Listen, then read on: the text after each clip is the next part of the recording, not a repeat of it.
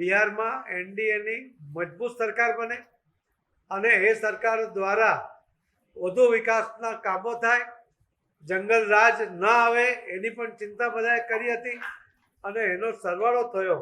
એના કારણે આ રિઝલ્ટ આવ્યું છે.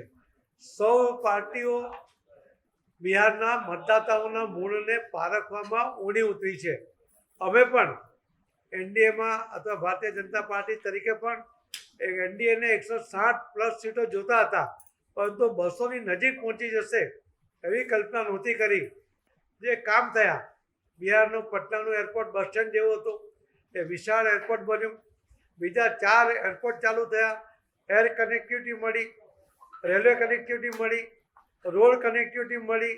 એના કારણે બિહારના લોકોનું જીવન સરળ થયું.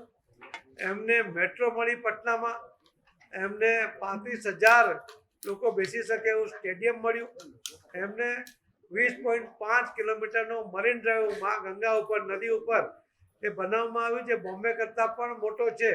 અને એ રીતે જે વિકાસ એમણે જોયો, એમનાથી એમને વિશ્વાસ છે કે હવે જંગલ રાજ વખતે જે યુવાઓએ પલાયન થવું પડ્યું હતું, ફરજિયાત બિહાર છોડવું પડ્યું હતું, ફરજિયાત ઘર છોડવું પડ્યું હતું, એ હવે ન છોડવું પડે. કાયદોની વ્યવસ્થાની જે પરિસ્થિતિ છે એ જે મજબૂત બની છે એ જળવાઈ રહે.